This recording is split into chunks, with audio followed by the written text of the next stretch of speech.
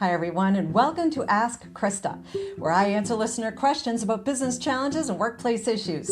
I'm Christa Demo, and this is episode 67 in season 6, which focuses on dealing with bad bosses. And since most people aren't prepared to become a manager, any problems you have with your boss is probably similar to the problems they're having with their boss, and that keeps the bad boss cycle going. Today's episode is about what to do when you've had more management training than your boss has had. I imagine that can be pretty frustrating. But first, my show is a free resource to help you get through common day-to-day issues at work. I keep it going because of the questions I receive and my listeners, but it helps if you like and subscribe wherever you're watching or listening. And head over to my site, askchrista.com, that's Christa with a CH, to submit your question. While you're there, click the blue follow button and sign up for my More Answers newsletter. Each week I send a quick boost and a cool resource to get you through your work week. Here's the listener question. I've had more management training than my boss, and it's so frustrating that there are days when I want to scream. I've had to take this job last year after getting laid off, and I'm underemployed at 2 levels below where I was a year ago. I need to support my family and we need the benefits, but there are days when I cannot possibly dumb myself down more as I watch my boss struggling with managing conflict, giving feedback, even communicating the priorities for the week. I've mastered being able to tune most of it out and just nod, and I'm going through the motions to be a good employee, but my head hurts every day. I had to remove any previous management experience from my resume in order to get this job. I don't have a specific question. I'm just really frustrated and thought I'd send something in knowing you've helped others. First, I'm really sorry you're dealing with this at work. It's not just that you've had more management training than your boss, although that's not nothing, but it's that you're underemployed. So my guess is that everything you do day in and day out is work you could do in your sleep. It's easy to feel frustrated when you feel like you have so much more to give, but had to take a lower, lesser, or easier job because you have bills to pay and need the benefits. And yes, there's no actual question being asked, but this reminds me of episode 43 from season 4, where a listener wrote in about how much they hated politics, and similar to this one, they simply asked for help. And that's okay. We'll get to the dynamics of being more qualified than your boss in a few minutes. First, I want to address something that might be more common than most think about, especially in the last 25 years, where the economy meant highs and lows with employment and being underemployed, not just unemployed. Underemployment is when an employee's job doesn't fully utilize their skills and abilities. And technically, it also includes education and whether your education is being used or not, but that doesn't always apply. There are advantages to being underemployed, by the way, and there are times when that's a strategic decision in life. For example, if your personal responsibilities mean you cannot take on a big job or cannot fully utilize your skills, and we see a lot of working parents, especially working moms, do this. Or if the economy isn't great, you have to take whatever work you can get, as the saying goes, but you're still getting paid. Or if you've had high-stress jobs in the past and have decided to ratchet things down for a little while and regroup. Think about what else you might want to do. In those cases, you're underemployed. Some will purposefully underemploy themselves so they can still pay the bills, still get some benefits, but take a breather too.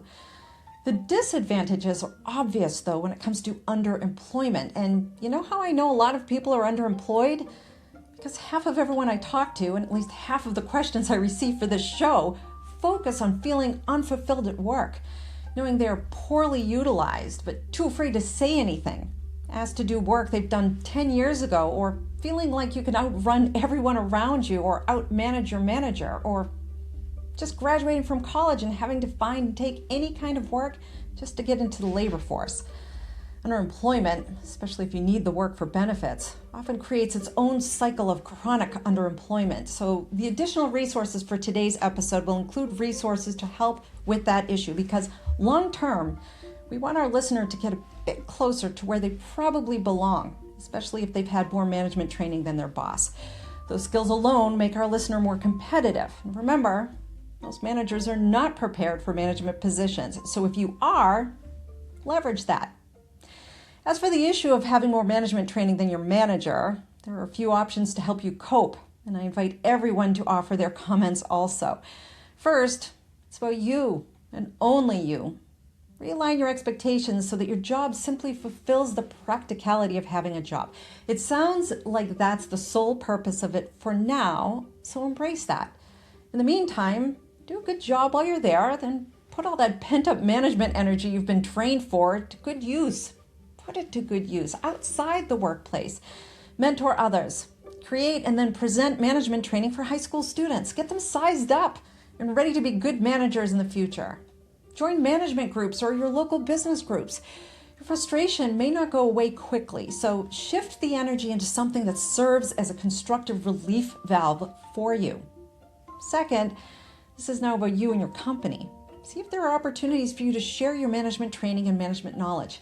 Yes, I know not all organizations are open to this, but you'd be surprised how many are. And it doesn't have to be a formal training seminar. Why not just get a group of people who might be interested in sharing collectively best management practices as a way to build a knowledge bank at work. A knowledge bank with others, not one you have to individually search for online.